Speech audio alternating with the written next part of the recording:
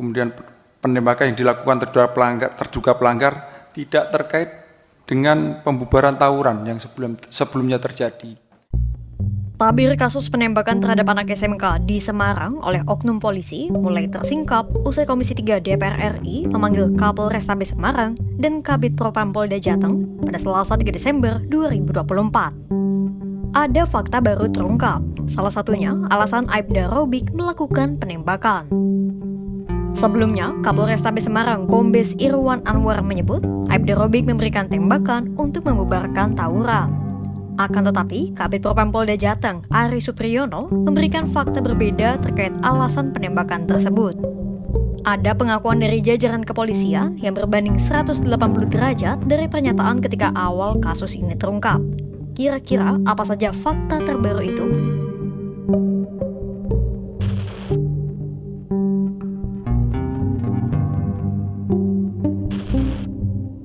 Sebelum masuk ke dalam kubangan fakta baru, mari kita menelusuri sejenak duduk perkara kasus penembakan siswa SMK oleh oknum polisi ini. Jadi, insiden terjadi pada Minggu 24 November 2024 dini hari di perumahan Paramount, Semarang Barat. Kapolrestabes Semarang Kombes Pol Irwan Anwar pada Senin 25 November 2024 mengeklaim insiden itu terjadi karena anak buahnya berusaha melerai tawuran gangster. Irwan menyebut tembakan dilepaskan oknum polisi karena dirinya menerima serangan dari anggota gangster. Namun, pernyataan Irwan terkait kejadian tawuran dipertanyakan publik karena adanya perbedaan pengakuan dari Satpam Perumahan serta pihak sekolah dan teman-teman korban. Satpam mengaku tidak ada tawuran yang terjadi di perumahan. Namun, dalam rapat dengar pendapat di depan Komisi 3 DPR RI, Irwan mengatakan Satpam tersebut tidak bertugas saat kejadian. Sementara itu, pihak sekolah menyebut korban tidak memiliki catatan kenakalan, melainkan mencatatkan prestasi, salah satunya dari ajang kompetisi Paskibra. Sejumlah perbedaan pengakuan itu kemudian menjadi sorotan publik dan kasus terus bergulir hingga Komisi 3 DPR RI butuh kejelasan yang memunculkan fakta baru.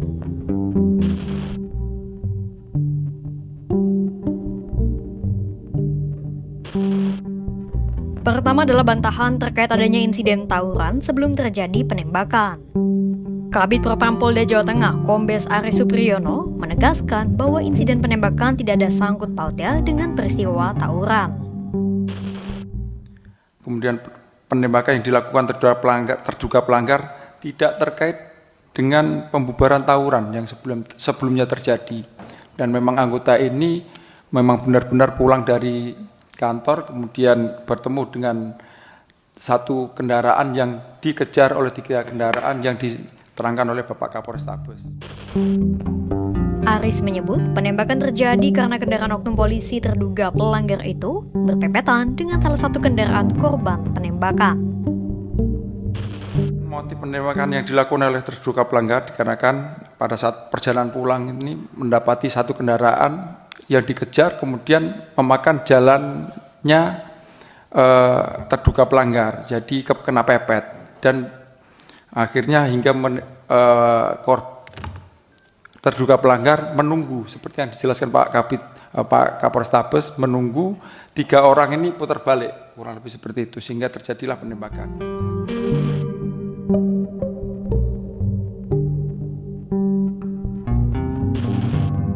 Seperti disinggung di awal, Kapolrestabes Semarang Kombes Irwan Anwar mulanya menyebut bahwa penembakan dilakukan anggotanya sebagai bentuk pembubaran tawuran. Namun saat hendak melerai, anggota tersebut justru diserang oleh beberapa pelaku tawuran yang membawa senjata tajam. Akhirnya, anggota tersebut melepaskan tembakan hingga menewaskan G dan melukai 2 korban lainnya. Itu adalah keterangan Irwan Anwar saat kasus baru terungkap. Namun dalam rapat dengar dengan DPR, Irwan tak menjelaskan adanya motif dari oknum polisi yang ingin membubarkan tawuran. Irwan hanya menjelaskan bahwa sebelum insiden penembakan memang terjadi sebuah tawuran pada Minggu 24 November 2024 dini hari. Tawuran terjadi antara 2 kelompok yaitu geng Tanggul dan geng Seroja. Setelah aksi tawuran, kedua geng kemudian terlibat aksi saling kejar dan kebetulan berpapasan dengan oknum polisi di depan minimarket.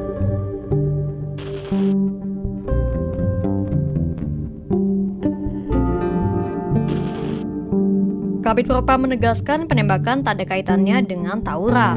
Lalu, Kapolrestabes Irwan Anwar kekeh menyatakan bahwa terdapat tawuran sebelum terjadi insiden penembakan. Sementara, Kasubdit 3 Jatanras Polda Jawa Tengah, AKBP Helmi Tamaila, mengaku tak terjadi tawuran meski kedua geng sudah berjanji untuk bertemu. Helmi menyatakan kedua geng memang telah berencana untuk tawuran. Namun tawuran batal terjadi karena salah satu kelompok membawa senjata tajam. Tawuran pun batal dan beralih menjadi kejar-kejaran. Di mana peristiwa itu bermula dari beberapa kumpulan anak-anak yang melakukan ajak tawuran melalui media sosial dan alat komunikasi. Ketika sampai di titik tempat pertemuan untuk terjadi tawuran, ajakan tawuran itu ada, menuju tempat TKP tawuran itu ada, akan tetapi proses untuk terjadinya tawuran tidak terjadi karena salah satu lawan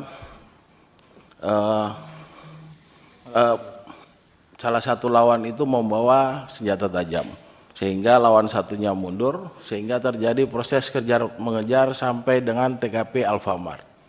Pada saat sampai di TKP Alfamart, posisi anggota tadi berasal dari daerah Gunung Pati.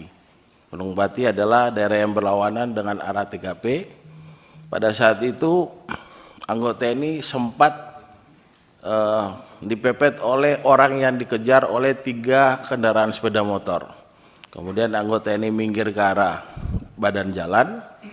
Karena yang dikejar pertama tadi sudah masuk ke dalam gang, kemudian 3 orang sepeda motor ini berbalik lagi menuju ke TKP semula. Kemudian berhadapan dengan anggota.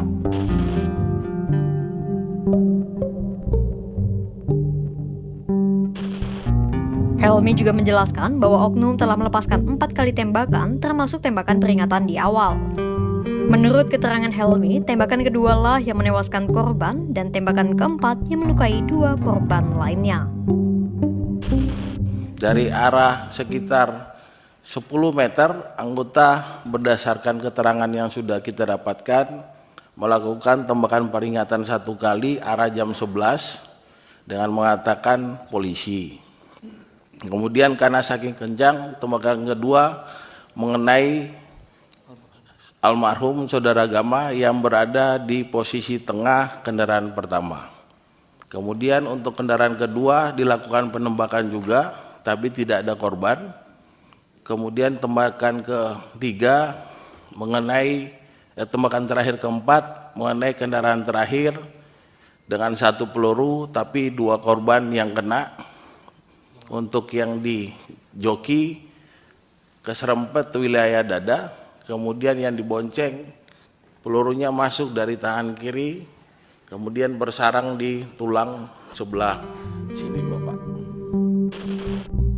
Terkini, Div Propam Jawa Tengah telah menjatuhkan patsus alias penempatan khusus terhadap pelaku penembakan. Nantinya, penetapan tersangka akan dilakukan usai penyidik melakukan olah TKP dan mendengarkan keterangan ahli. Sidang kode etik terhadap pelaku juga akan segera dilakukan. Sementara, Kapolrestabes Semarang, Kombes Irwan Anwar mengaku dirinya siap untuk dievaluasi dan ia menyampaikan permohonan maaf atas tindakannya telah dilakukan oleh anak buahnya. Itu tadi fakta-fakta baru terkait kasus penembakan anak SMK di Semarang oleh oknum anggota kepolisian. Proses hukum masih berjalan dan masyarakat diminta untuk terus mengawal kasus ini. Untuk itu, simak terus perkembangannya hanya di kanal YouTube Kompas.com.